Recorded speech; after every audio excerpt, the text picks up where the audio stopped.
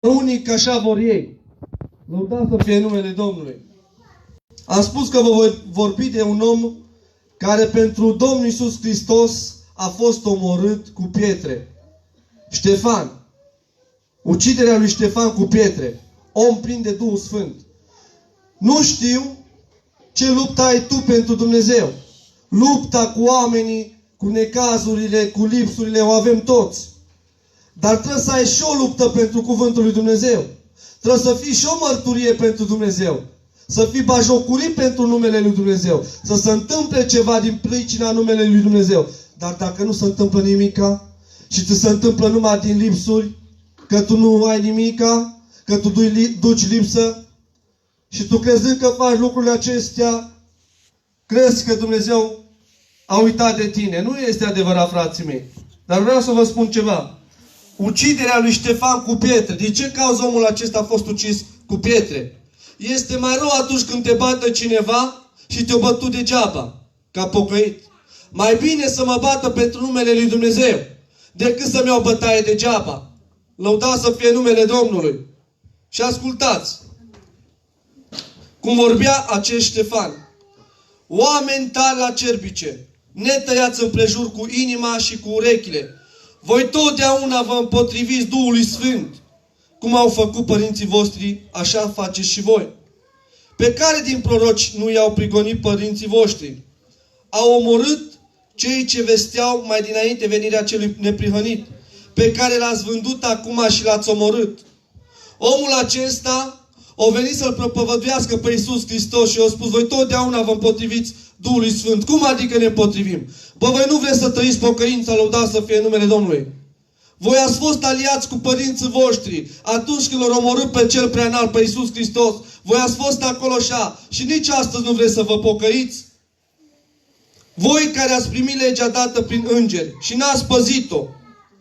Le-a dat Dumnezeu legea prin îngerii Lui și tot nu vrut să se pocăiască. Și ascultați acum. Când au auzit ei aceste vorbe, îi tăia pe inimă și șcârneau din dinți împotriva lui. Cum adică vine un om să ne spună nouă să ne pocăim? De multe ori, frații mei, și noi avem nevoie de pocăință. Predicatorii și cântăreții au nevoie de pocăință, nu numai ascultătorii.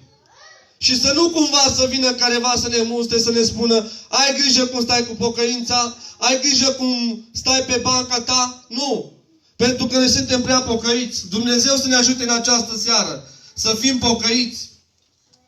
De aceasta, omul acesta, când vorbea cu puterea lui Dumnezeu, ei rămâneau străpunși în inimă pentru că le spunea păcatul pe față. Să știți că de multe ori întristarea te pune pe gânduri să-ți amintești unde ai păcătuit, să-ți amintești de ce nu mai stai pe calea lui Dumnezeu. Pentru că dacă nu vrei prin dragoste să te pocăiești, Dumnezeu are metodele Lui, lăudați să fie numele Domnului.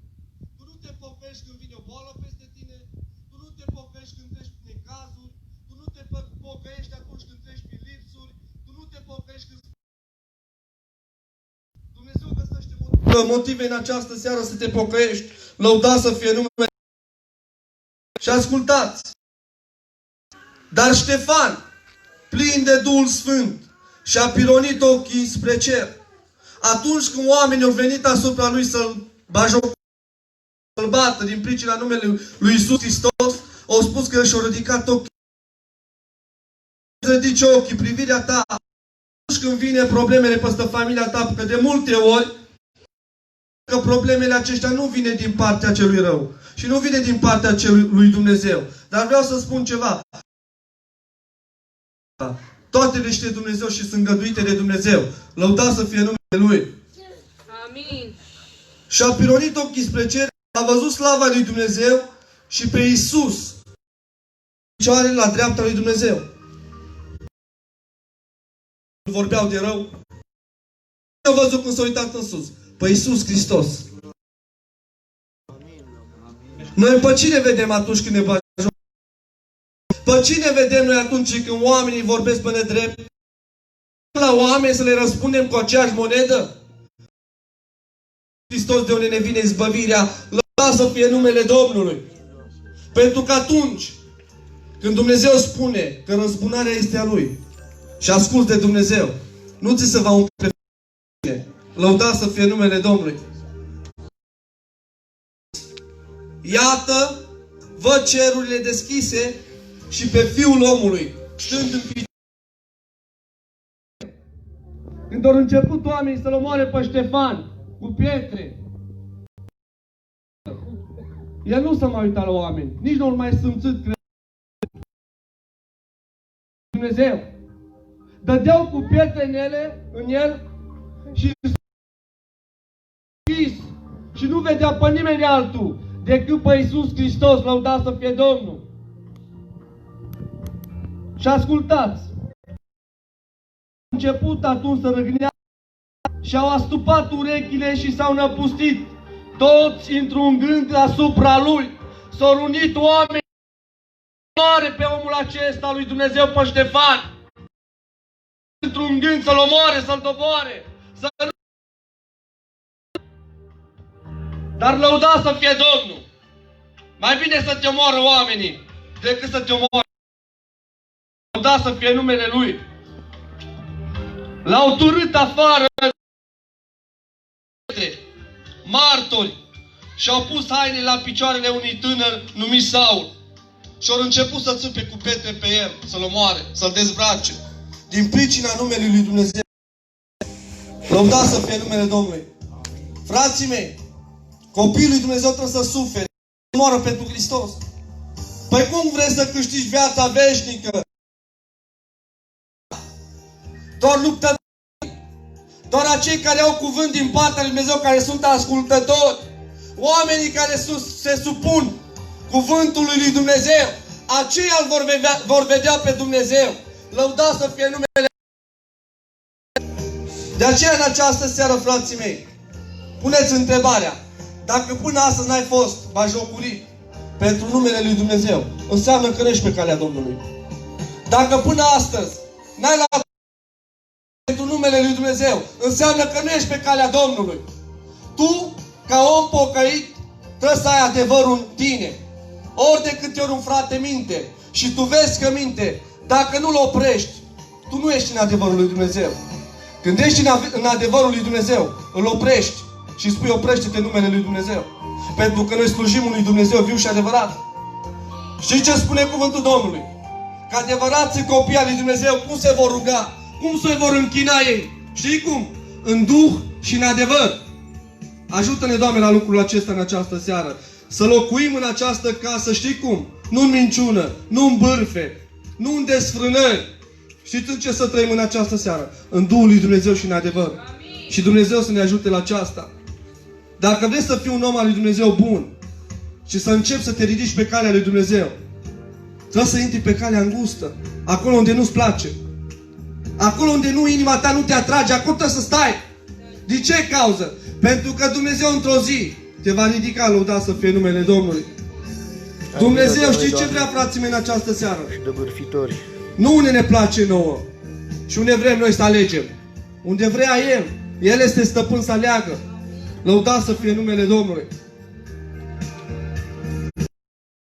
Vă vorbesc în această seară de Zechia. Dă puțin mai încet, Armando. Vreau să vă vorbesc despre Zechia în această seară. Un om care a picat bolnav la pat. Și ascultați. Boala și însănătoșirea lui Ezechia. 2 Împărați, capitolul 20. În vremea aceea, Ezechia a fost bolnav pe moarte. Gata să moară. Dar știți ce l-a ținut pe el acolo, și frații mei? El a avut și lucruri bune în viața lui. El a slujit și pe Dumnezeu cândva. Și puterea aceea cu care lucra el într-o zi, o venit și l-a ajutat și pe el. Dar ascultați ce face Dumnezeu. Totdeauna când omul cade de pe cale, totdeauna când cade bolnav, știi ce face Dumnezeu? Nu-l lasă mort acolo așa. Și îi trimite pe cineva, lăudat să fie numele Domnului. Îl atenționează ca el să se trezească. Dumnezeu nu pune pe cineva pe pat de spital înainte să-i spună: pocăiește-te. Lăudat să fie Domnul. De aceea spune cuvântul Domnului. În vremea aceea, Ezechia a fost bolnav pe moarte. Prorocul Isaia a venit la el și a zis: așa vorbește Domnul. Rânduiește ce ai de rânduit casei tale, căci vei muri și nu vei mai trăi. Lăudați să fie numele Domnului. 2 probleme spune aici, și frații mei. Una, spune, pune casei tale în rânduit ce mai ai să pui, că vei muri. Dacă tu nu știi să-ți câștigi familia când ești în viață, când ești mort, nu mai poți. Aduceți-vă de aminte, bogatul și Lazar. O spus bogatul, lasă-mă, te rog, să mă duc să spun că mai am încă 5 frați, să se pocăiască. Nu. Și ce a spus Avram? O spus, îl iau pe Moise. Tu nu mai poți când ești mort să mergi să le mai spui să se pocăiască.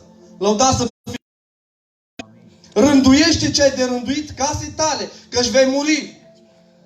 Dacă tu ai știut adevărul și ai știut că trebuie să spui familia pe calea Domnului și n-ai făcut, ai avut puterea să-ți aduci copiii sau familia să-ți se pocăiască și n-ai vrut și ai fost conștient de treaba aceea, Dumnezeu te va judeca, că ai știut și n-ai făcut. Lăudați să fie Domnul! Ezechia s-a întors cu fața la perete și a făcut Domnului următoarea rugăciune. Când a venit prorocul și a spus, pocăiește-te că vei muri. Nu mai sta de vorbă cu prorocul să spună, păi nu-i din partea lui Dumnezeu. Păi nu e așa, să înceapă să bajocurească. Și a spus că și-a întors fața la perete. Și a spus, Doamne, unde să mai plec acum? Că m-ai găsit. Și ascultați, a făcut următoarea rugăciune. Ce rugăciune? Poate și tu când ești bolnav. Poți să înveți în această seară. Poate și tu când ești în lipsuri. Poți să înveți în această seară. Ce trebuie să faci? Nu să cârtești. Să te întorci cu fața la Dumnezeu și să te rogi. Lăudați să fie numele Domnului. Doamne, i-a spus Ezechia, adu-ți aminte că am umblat înaintea feței tale cu credincioșie și curăție de inimă și am făcut ce este bine înaintea ta. Și Ezechia a vărsat multe lacrimi. Ca Dumnezeu să-ți dea vindecare. Ca Dumnezeu să-ți deschidă ce vrei tu. Ca Dumnezeu să-ți creeze calea. Să te aducă pe o cale bună. Tu trebuie să vergi lacrimi, lăudați să fie numele Domnului. Știți că era o cântare? Că lacrimile ce face Dumnezeu cu ele? Le strânge unde? Într-un... Și la vremea potrivită lasă ploaia binecuvântării peste tine. Pentru că tu ai plâns. Rugăciunea nu înseamnă așa. Mă rog 2 minute și gata, am gătat rugăciunea. Dacă n-ai simțit nimic, este problemă cu tine. Și puneți întrebarea în această seară, care este problema ta? De nu mai simți pe Dumnezeu. Știi ce spune cuvântul Dumnezeu? Păcatul pune între noi și Dumnezeu un zid de despărțire. Doamne, dă la o parte în această seară zidul acesta. Lăudați să fie Domnul. Vreți ca Domnul să ne vorbească? Vreți ca Dumnezeu să ne mângâie inima în această seară? Recunoaște-te înaintea lui Dumnezeu. Și ascultați. A încercat omul acesta, Ezechia, să facă o negociere cu Dumnezeu. Să-i aducă el de aminte lui Dumnezeu. Dar Dumnezeu știa dinainte că au avut și lucruri bune. Dumnezeu știe dinainte că ai și lucruri bune în viața ta. Dar El ce așteaptă? Așteaptă să-ți mărturisești cu gura ta, lăudat să fie Domnul. Așteaptă ca tu să vorbești, să comunici cu Dumnezeu. Pentru că muții nu mai pot să deschidă gura să laude pe Dumnezeu. Nu mai pot să se roage cu voce tare. Șchiopii nu mai pot să vină poate în casa lui Dumnezeu. Când are un ajutor, tu ai picioare, vine în casa lui Dumnezeu. Cât ai picioare, să poți să mergi pe picioarele tale, să-L cauți pe Dumnezeu. Cât ai mâini, lucrează pentru Dumnezeu. Cât ai urechi, ascultă cuvântul Domnului. Cât ai gură, laudă-L pe Dumnezeu. Amin. Cât ai vedere, caută să vii la casa Domnului. Pentru că mulți ar fi vrut într-o vreme ca aceasta să vină la casa Domnului. Poate n-au posibilitatea. Doamne, îți mulțumim în această seară că ne-a ajutat să venim în casa aceasta, unde se cheamă numele Tău. Aleluia. Glorie ție, Doamne. Și ascultați.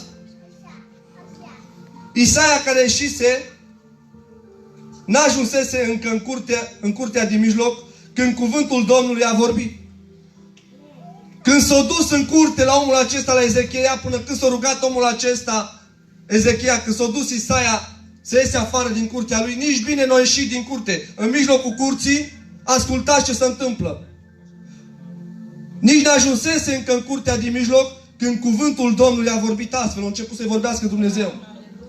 Întoarce-te și spune lui Ezechia, poporul meu, așa vorbește Domnul Dumnezeul tău, tatălui tău David. Ți-am auzit rugăciunea și ți-am auzit lacrimile. Aleluia. Iată, te voi face sănătos. A 3-a zi te vei sui la casă. Da, să fie Domnul. De ce mi-a spus? casa fraților. O spus, te vei sui la casa, se cheamă numele. Lăudați să fie Domnul. L-au trimis înapoi și au spus, ți-am ascultat rugăciunea, ți-am văzut lacrimile. Iată că acum îți dau rezolvare. Te voi vindeca, dar nu uita să mergi la casa Domnului. Ca și frații să mărturisească că Dumnezeu există. Lăudați să fie numele Domnului. Și ascultați ce spune cuvântul. Voi mai adăuga 15 ani la zilele tale. Te voi izbăvi pe tine și cetatea aceasta din mâna împăratului. Și voi ocroti cetatea aceasta din pricina mea și din pricina robului meu David. Ai vrea în această seară Dumnezeu să-ți prelungească firul vieții? Dacă cumva mâine s-ar putea să pleci și n-ai avut timp să te pocăiești și Dumnezeu în această seară spune că îți prelungește firul vieții, ca tu ce să faci? Să slujești lui Dumnezeu. Lăudați să fie numele Domnului. Și ascultați, frații mei, spune Ezechia, omul acesta, spune, care va fi semnul că Dumnezeu m-a vindecat? Vreau să știu. Și ascultați ce spune. Ezechia zisese lui Isaia, după care semn voi cunoaște că mă va vindeca Domnul și că mă voi sui a treia zi la casa Domnului. Care va fi semnul? Că a fost vindecat. Pentru că noi vrem și semne când suntem vindecați. Lăudați să fie Domnul. Și ascultați ce spune Isaia. Și Isaia a zis,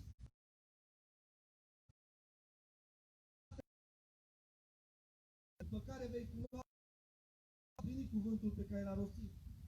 Cum vrei? Mi-a pus întrebarea, cum vrei, Ezechia, să treacă umbra peste 10 trepte înainte sau să dea înapoi 10 trepte? Deci umbra lui, cum ai fi vrut tu să meargă înaintea ta 10 trepte ca semn că te-am vindecat sau să coboare 10 trepte înapoi că te-am vindecat? Cum vrei? Și ascultați. Ezechia a răspuns, nu este mare lucru ca umbra să treacă înainte peste 10 trepte. Știți că de obicei, frații mei, umbra merge și înainte și înapoi. Depinde cum merge soarele. Dar aici a fost un semn cu Dumnezeu, ca semn că îl iubește. Și ascultați. Atunci, Isaia, prorocul, s-a rugat Domnului și a dat cu 10 trepte înapoi umbra din locul în care se coboruse pe cadrânul soarelui lui Ahaz. Lăudați să fie numele Domnului. Când ești pe calea lui Dumnezeu, cere lui Dumnezeu, Doamne, dă-mi un semn că sunt pe calea ta. Și spune Domnului ce semn să-ți dea. Sau dacă ești bolnav, spune, Doamne, arată-mi un semn. Și vreau să vă spun că Eclesiastul spune așa, omul nu este stăpân pe suflarea lui, ca să o poată opri. Poți să oprești suflarea ta în această seară, să o oprești? Ați văzut că de multe ori am auzit pe unii oameni, Doamne, ia-mi viața, că nu mai vreau să trăiesc. Stop! Dumnezeu nu-ți ia viața când vrei tu. Dumnezeu dă viața când vrea și o ia când vrea. Lăudați să fie Domnul. Omul nu este stăpân pe suflarea lui ca să o poată opri. Și n-are nici putere peste ziua morții. Când vine ziua morții, tu nu mai ai putere. Peste Ezechia cine a venit? A venit ziua morții. I-a spus Dumnezeu că va muri. Dar știi ce mai are putere când vine ziua morții? Când te rogi lui Dumnezeu. Dumnezeu are putere totdeauna să te scape. Lăudați să fie Domnul. În lupta aceasta nu este izbăvire și răutate. Și răutatea nu poate scăpa pe cei răi. Dacă ești un om rău și ai căzut pe un pat de suferință și vii înaintea lui Dumnezeu și spui, Doamne, iartă-mă! Din cauza că răul acela care nu te-a lăsat să faci bine, s-ar fi putut ca Dumnezeu să oprească, să nu vină peste tine lucrul acesta să te vindeci. Din ce cauză? Pentru că ești un om rău. Dar vreau să spun un lucru în această seară. Dumnezeu mai are milă și îndurare. Și spune că nu dorește moartea păcătosului. Și vrea ca mai degrabă ce să facă? Să se întoarcă de la calea cea rea la Dumnezeu. Lăudați să fie Domnul. Ascultați. Tot Ezechiel spune așa. Doresc eu moartea păcătosului? Zice Domnul. Nu doresc eu mai degrabă ca el să se întoarcă de pe căile lui și să trăiască. Dacă Dumnezeu te-a salvat, te-a ascultat, și tu tot întorci de 2 ori, de 3 ori, într-o zi Dumnezeu întoarcă și spatele. Lăudați să fie Domnul! Frații mei, suntem bolnavi spirituali. Dacă careva este bolnav, trupește, să o spună în această seară. Ne vom ruga Domnului cu toții, așa cum stăm. Nu știm boala cu care ne confruntăm mulți de aici. Nu știm ce avem în trupul nostru. Nu știm cum suntem în suflet. Dar vreau să spun ceva în această seară. De multe ori cunoaște mai bine cum este starea sufletească. Și dacă un om este bolnav sufletește, să vede. De ce cauză? Trăirea lui. Când un om nu trăiește cum vrea Dumnezeu pe calea lui, este bolnav. Doamne, vindecă-ne în această seară. Când un om nu stă pe calea Domnului și nu ascultă de glasul lui Dumnezeu și nu vrea să asculte, să se pocăiască, este bolnav. Doamne, te rog să ne dai în această seară vindecare. Lăudați să fie Domnul. Cum îți dai seama că ești bolnav? Atunci când nu te mai poți ruga noaptea. Să știi că este o problemă. Când nu te mai poți ruga măcar noaptea sau ziua, dimineața, o rugăciune scurtă, dar să o faci pentru numele lui Dumnezeu. Atunci când tu nu mai dai o vorbă bună, fraților, tu ești bolnav. Și un om bolnav are nevoie de doctor. Și doctorul acesta este suprem, Iisus Hristos. Lăudați să fie Domnul. Nu cei bolnavi, frații mei, nu cei sănătoși au trebuință de doctor, ci cei bolnavi. Și așa că cei bolnavi ce trebuie să facă? Să vină la doctor. Doctorul nu va merge acasă la ei, dacă ei nu-l cheamă, dacă ei nu merg la doctor. Lăudați să fie Domnul. Vreau ca în această rugăciune să spunem, Doamne, dacă suntem bolnavi spiritual, te rog să ne vindeci în această seară. Și vă rog să vă ridicați. Dacă cineva este bolnav, trupește, vorbesc în această seară. Dumnezeu să atingă de sora noastră Liliana. Să știți că fiecare avem câte un țăpuș. Domnul să aibă milă și de ea. Să știți că fiecare are câte un țăpuș. Și lăsat de Dumnezeu. Lăudați să fie numele Lui. Fa cine, frate? Sunt frate din România. Domnul să se atingă și de fratele acela. Dacă mai este careva, Domnul să vă binecuvinteze. Fratele nostru Mihai, Domnul să atingă și de el. Amin. Și acum, frații mei, cred că mulți nu suntem bolnavi aici și a trupește, dar sufletește mulți suntem bolnavi. Lăudați să fie Domnul. Așa că ne vom ruga ca Dumnezeu. Adu-și-o pe cumnatul meu. Domnul să atingă și de cumnatul tău. Fratele nostru Remus, Domnul să-l binecuvinteze, să atingă și de el. De toți Dumnezeu să se atingă în această seară. Dar să nu uitați, și rugăciunea noastră are putere în această seară, făcută către Dumnezeu. Da? Ne vom ruga și pentru starea noastră. Lăudați să fie Domnul. Amin, Doamne. Vreau să duc și eu cauză înaintea Domnului, frate. Îmi cer scuze că l-am oprit din cuvânt, din vorbire. Vreau ca în această seară să aducem o rugăciune specială. Am primit de 2 zile telefoane din Germania. Și atunci când fratele tău trece prin probleme, când este pe pat de moarte, când este pe niște paturi care sunt bolnavi și nu se mai poate ridica, atunci când faci o lucrare, când faci un lucru bun, să mijlocești pentru fratele tău, să știi că Dumnezeu privește cu milă și îndurare. Amin. În această seară să facem și acelea, ca Marta și Maria, să strigăm pe Iisus Hristos, să-i spunem, Iisuse, dacă erai aici, fratele nostru Lazar nu murea. Ori mijlocit pentru el, pentru fratele lor. Și știți că pe baza credinței lor, Dumnezeu s-a dus acolo, într-adevăr că s-a dus cu întârziere, ca să vadă credința lor. A întârziat ca numele Lui să proslăvească. Poate că Dumnezeu are ceva cu fratele acesta, Daniel, din Germania. În plan, Dumnezeu știe, noi nu ne putem opune, doar putem să facem un singur lucru. Să mijlocim pentru el în rugăciune, să-l aducem pentru că este pe patul spitalelor sau unde este în comă. De 10 zile. Nu știe nimic de el. Deci de 10 zile este în comă și noi în această seară să mijlocim pentru el. Să-l aducem în rugăciune ca Dumnezeu, dacă este îngăduit și rânduit de el, să-l aducă la viață. Amin, Doamne. Și noi știm că atunci când o rugăciune, când o aduci din inimă, Dumnezeu este acela care dă rezolvarea. Mărit să fie numele lui Dumnezeu. Vreau să-L aducem în rugăciunea aceasta, să ne rugăm ca Dumnezeu să ridice de pe pat, să-L vindece. Are și El copilaj, nepoți, familie și Dumnezeu știe că numele Lui vrea să proslăvească. Când are de lucrat cu cineva, îl va aduce la viață. Mărit să fie numele lui Dumnezeu.